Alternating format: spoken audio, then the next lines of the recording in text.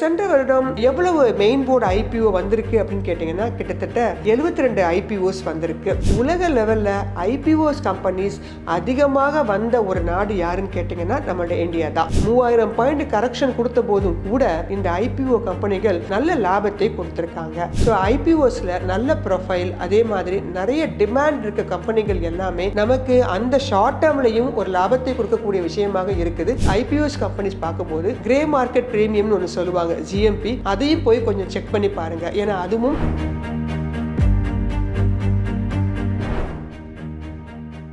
Wealth podcast நேயர்கள் அனைவருக்கும் வணக்கம். நாம இன்றைய பதிவில் என்ன பார்க்க போறோம் அப்படின்னா, லாஸ்ட் இயர் வந்த இனிஷியல் பப்ளிக் ஆஃபர், அதாவது ஐபிஓ. ரீசெண்டா பாத்தீங்கன்னா கடந்த 5 வருடங்களாகவே இந்த ஐபிஓ மேல மக்களுக்கு ஒரு பெரிய கிரேஸ் இருக்கு அப்படின்னே சொல்லலாம். ரொம்ப போட்டி போட்டுக்கிட்டு அப்ளை பண்றாங்க. நிறைய பேருக்கு அது ஷேர்ஸ் அலாட்மெண்ட் கிடைக்கவும் மாட்டேங்குது. ஸோ அலாட்மெண்ட் கிடைக்கிறதுக்கு என்ன மாதிரி வழிகளை மேற்கொள்ளலாம், இந்த மாதிரிலாம் நிறைய கொஸ்டின்ஸ்லாம் கமெண்ட்ஸ்ல பார்க்குறேன். ஸோ அந்த அளவு ஐபிஓ அப்படிங்கிறது லாபத்தை உடனடியாக தரக்கூடிய ஒரு விஷயமாக ஷேர் மார்க்கெட்ல இருக்கு. ஸோ நம்ம ஒரு சின்ன அனாலிசிஸ் பண்ணோம் அப்படின்னா, அடுத்த வருஷம் வரக்கூடிய ஐபிஓஸ்ல நம்ம என்ன மாதிரி முன்னேற்பாடுகளை பண்ணி வச்சுக்கலாம், என்ன மாதிரி பார்க்கலாம் அப்படிங்கிறது நம்ம தெரிஞ்சுக்கலாம். அப்பப்போ ஐபிஓ பற்றி தகவல்கள் நான் கொடுத்துட்டு தான் வரேன்.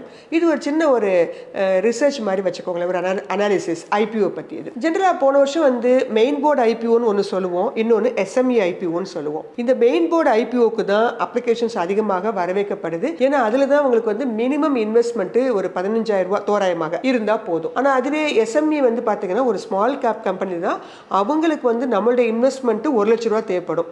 ஸோ அதனால பெரும்பாலான மக்கள் அப்ளை பண்றது இந்த மெயின் போர்டு ஐபிஓக்கு தான். சென்ற வருடம் எவ்வளவு மெயின் போர்டு ஐபிஓ வந்திருக்கு அப்படின்னு கேட்டீங்கன்னா கிட்டத்தட்ட 72 ஐபிஓஸ் வந்திருக்கு. இது இதுக்கு முந்தின வருஷத்தை விட அதிகமாகத்தான் இருந்திருக்கு அப்படின்னு நம்ம சொல்லலாம். அடுத்த வருஷமும் பார்த்தீங்கன்னா இதே அளவு ஐபிஓஸ் வருமா அப்படின்னு கேட்டீங்கன்னா, வருவதற்கான அப்ளிகேஷன்ஸ் எல்லாம் கொடுத்துருக்குறாங்க. ஒவ்வொன்றா உங்களுக்கு செபியோட அப்ரூவல் எல்லாம் வாங்கின பிறகு உங்களுக்கு ரிலீஸ் பண்ணுவாங்க. இந்த ஜனவரி மாதம் வரைக்குமே சில கம்பெனிகள் எல்லாமே ஐபிஓஸ் வந்திருக்கிறாங்க. இன்னும் சொல்ல போனா இந்த 2024 உலக லெவல்ல எஸ்எம்இ ஐபிஓ அதே மாதிரி இந்த மெயின் போர்டு ஐபிஓவும் சேர்த்தீங்கன்னா உலக லெவல்ல ஐபிஓஸ் கம்பெனிஸ் அதிகமாக வந்த ஒரு நாடு யாருன்னு கேட்டீங்கன்னா நம்மளுடைய இந்தியா தான். இந்தியாவில் 327 ஐபிஓ வந்திருக்கிறதாக கொடுத்துருக்காங்க. யுஎஸ்ஏல கூட 183 ஐபிஓ தான் வந்திருக்கு. ஸோ இந்த மாதிரி ஐபிஓஸ் மார்க்கெட்டுக்கு வர்றது அப்படிங்கிறது ஒரு வரவேற்கத்தக்க விஷயம். ஏன் அப்படின்னு கேட்டிங்கன்னா, புதுசாக நிறைய கம்பெனிகள் வருது. இதில் பார்த்தீங்கன்னா எக்ஸிஸ்டிங்காக இருந்தக்கூடிய காங்க்ளமேட் கம்பெனிகளும் வந்திருந்தாங்க. அதே மாதிரி புது கம்பெனிகளும் வந்திருந்தாங்க. கவர்மெண்ட் செட்டில் இருக்கக்கூடிய கம்பெனிகளும் வந்திருந்தாங்க இந்த 72 ஐபிஓவில். இதில் நீங்கள் லிஸ்ட் எடுத்து பார்த்தீங்கன்னா கிட்டத்தட்ட 59 கம்பெனி லிஸ்டிங் கெயினும் கொடுத்துருக்குறாங்க. அதாவது அப்ளை பண்ணவங்களுக்கு லாபகரமாக இருந்திருக்கு, கிடைச்சவங்களுக்கு. கிடைக்காதவங்க இப்போ என்ன பண்ணலாம் அப்படின்னு கேட்டிங்கன்னா, வேற வழியே இல்லை, நம்ம செகண்டரி மார்க்கெட்டில் தான் அந்த கம்பெனிகளை வாங்கணும். அப்படி செகண்டரி மார்க்கெட்டில் வாங்குறதுனாலையும் உங்களுக்கு லாபம் கொடுத்துருக்கா அப்படின்னு நீங்கள் ஒரு ரிப்போர்ட் எடுத்து பார்த்தீங்கன்னா, இதில் நிறைய கம்பெனிகள் நீங்கள் செகண்டரி மார்க்கெட்டில், அதாவது லிஸ்டிங் ஆன அன்னைக்கு வாங்கியிருந்தாலும் கூட இப்போ வரைக்குமே லாபகரமாக இருக்குது. இதில் நடுவில் உங்களுக்கு மார்க்கெட் கரெக்ஷன் ஆகிருக்கு.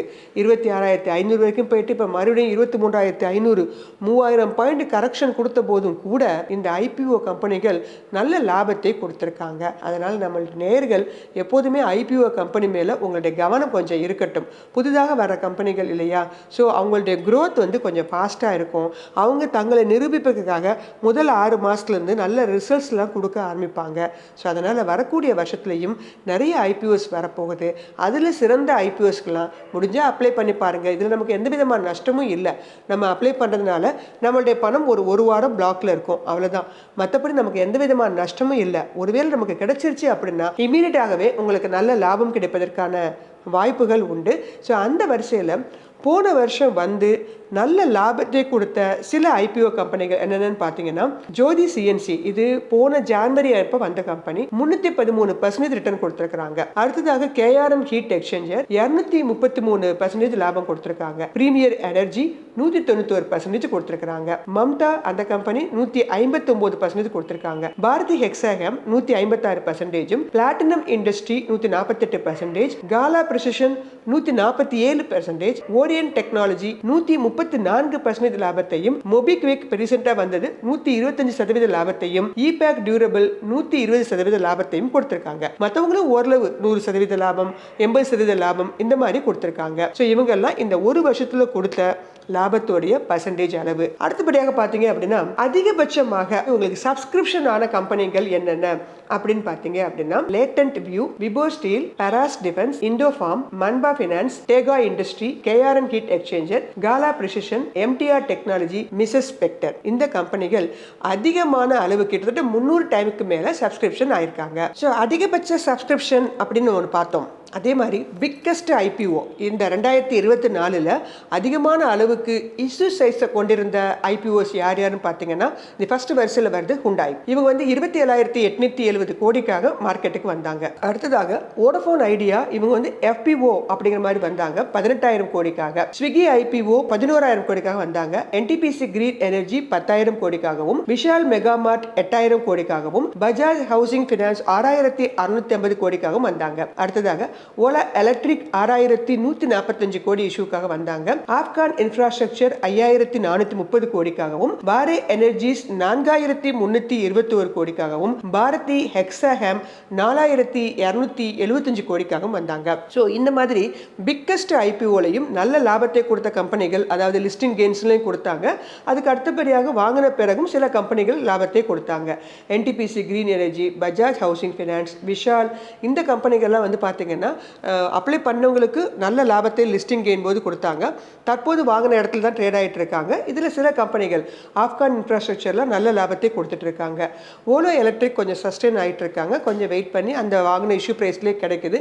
லாங் டேர்முக்கு வாங்கினவங்க அதை பத்திரமா வச்சுக்கோங்க. திருப்பி ஒரு 6 மாதம் 1 இயர் கழிச்சு தான் மறுபடியும் அவங்களுடைய ரேலியை அவங்க தொடங்குவாங்க. பாரதிக் எக்ஸாமில் எப்போவுமே லாபத்தில் தான் இருக்கிறாங்க. இதில் இங்கே ஒன்று கவனிச்சிங்கன்னா உங்களுக்கு தெரிஞ்சிருக்கும், இந்த இஷ்யூ சைஸ் அதிகமாக இருக்கக்கூடிய கம்பெனி சப்ஸ்கிரிப்ஷன் முக்கியமாக பாருங்க. டிமாண்ட், அந்த டிமாண்ட் லெவல் எப்படி இருக்கு? இப்போ நான் ஏற்கனவே சொன்னேன் இல்லையா, இதில் Latent View, Paras defence, Tega industry, KRN heat exchanger, Mrs Bectors இதெல்லாம் பார்த்தீங்கன்னா 3 மடங்கு 4 மடங்கு கூட லாபத்தை கொடுத்த கம்பெனிகளாக இருக்கிறாங்க. ஸோ டிமாண்ட் லெவல் அப்படிங்கிறது எவ்வளோ இருக்காங்கிறத இங்கே வந்து என்எஸ்சி இந்தியா வெப்சைட்டில் நீங்கள் செக் பண்ணிக்கலாம். கியூஐபிஸ் எவ்வளோ இருக்கிறாங்க, டோட்டலாக எவ்வளோ டிமாண்ட் வந்திருக்காங்க அப்படிங்கிறத ரெகுலராக செக் பண்ணுங்க. இப்போ ரீசெண்டாக வந்த ஐபிஓஸும் கூட பார்த்தீங்கன்னா ஒரு 10 ஐபிஓ வந்தாங்க. எல்லாருமே நல்ல ரிட்டர்ன்ஸ் தான் கொடுத்துட்டு இருக்காங்க. Indo Farm, Unimech aerospace, Mamata, DAM capital, trans rail, international gemmological, MobiKwik, Vishal Mega Mart இவங்க எல்லாருமே இப்போ இந்த டிசம்பர் அண்ட் ஜனவரி ஃபர்ஸ்ட் வீக்கில் வந்திருக்கக்கூடிய கம்பெனிகள். இன்னும் ஸ்டாண்டர்ட் கிளாஸ் இந்த மாதிரி கம்பெனிகள்லாம் கூட வந்துட்டு இருக்கிறாங்க. ஸோ ஐபிஓஸில் நல்ல ப்ரொஃபைல், அதே மாதிரி நிறைய டிமாண்ட் இருக்க கம்பெனிகள் எல்லாமே நமக்கு அந்த ஷார்ட் டேர்ம்லையும் ஒரு லாபத்தை கொடுக்கக்கூடிய விஷயமாக இருக்குது. அதே மாதிரி 1 வருஷம் 2 வருஷம் வச்சிருக்கும் போது கிட்டத்தட்ட 100லேருந்து 150% வரைக்கும் உங்களுக்கு லாபத்தை கொடுக்கக்கூடிய கம்பெனிகளாக இந்த நியூவாக லான்ச் பண்ணுற இந்த ஐபிஓ கம்பெனிகள்லாம் இருக்காங்க. அடுத்த வருஷம் வரக்கூடிய மெகா ஐபிஓஸ் அப்படின்னு பார்த்தீங்கன்னா லிஸ்ட்லாம் கொடுத்துருக்காங்க. இன்னும் இஷ்யூ சைஸோ இல்லை அந்த ப்ரைஸ் பேண்ட்லாம் இன்னும் வெளில வரல. ஒன்றாக உங்களுக்கு ஜனவரி மாதம் எண்டுலேருந்து ஒவ்வொரு மாதமும் சில கம்பெனிகள் வர ஆரம்பிக்கும். அந்த வரிசையில் வந்திருக்கக்கூடிய தகவல்கள் அடிப்படையில் பார்த்தீங்கன்னா சில கம்பெனிகள் மிகப்பெரிய ஐபிஓவாக வர இருக்கிறாங்க. LG electronics, Zepto, HDB, Flipkart, NSDL, ether energy, JSW cement, boat, Jio and NSC இவங்க எல்லாருமே இந்த மாதிரி பிக் சைஸ் ஐபிஓவாக வர போகிறாங்க. ஸோ இஷ்யூ சைஸ், ப்ரைஸ் பேண்டில் நம்ம போக போக நிறைய பதிவுகளில் பார்க்கலாம். இன்னும் இது மட்டும் அல்லாது நிறைய start up company, defence companies இவங்களும் பார்த்தீங்கன்னா வருவாங்க. ஏன்னா போன வருஷம் வந்து 72 கம்பெனி வந்திருக்குன்னா இந்த வருஷமும் கிட்டத்தட்ட அதே அளவு கம்பெனிகள் வருவதற்கான வாய்ப்புகள் உண்டு. ஏன்னா மார்க்கெட் வந்து ஸ்மூத்தாக உங்களுக்கு போயிட்டு இருக்கும்போது தான் இந்த மாதிரி நிறைய ஐபிஓஸ் கம்பெனிஸ் எல்லாம் வரும். ஸோ ஐபிஓஸ் கம்பெனிக்கு முடிஞ்ச அளவு நீங்கள் அப்ளை பண்ணுங்க. நிறைய டிமெட் அக்கௌண்ட் வச்சிருக்கீங்கன்னா எல்லா டிமெட் அக்கௌண்ட்லையும் நீங்கள் பிரித்து பணத்தை போடுங்க. 1 லட்ச ரூபா வச்சிருக்கீங்க அப்படின்னா மினிமம் 15,000 ரூபா. 4 டிமெட் அக்கௌண்ட் உங்கள் பேர்லேயே உள்ள 4 டிமெட் அக்கௌண்ட்ல பண்ண முடியாது. உங்களுடைய குடும்பத்தினர் உறவுகள் மத்தியில் நீங்கள் டிமெட் அக்கௌண்ட் வச்சிருந்தீங்கன்னா நீங்கள் வந்து என்ன பண்ணலாம், ஒரு பேன் கார்டுக்கு ஒரு அப்ளிகேஷன் தான். அந்த வரிசையில் நீங்கள் இந்த மாதிரி பிரித்து போட்டிங்க அப்படின்னா யாராவது ஒருத்தருக்கு கிடைச்சா கூட நம்ம இமீடியட்டாக ஒரு லிஸ்டிங் கெயின்ஸை ஒரு வாரம் 10 நாளில் ஒரு 15% 20%, 30% இருக்கக்கூடிய லாபத்தை பார்க்கலாம்.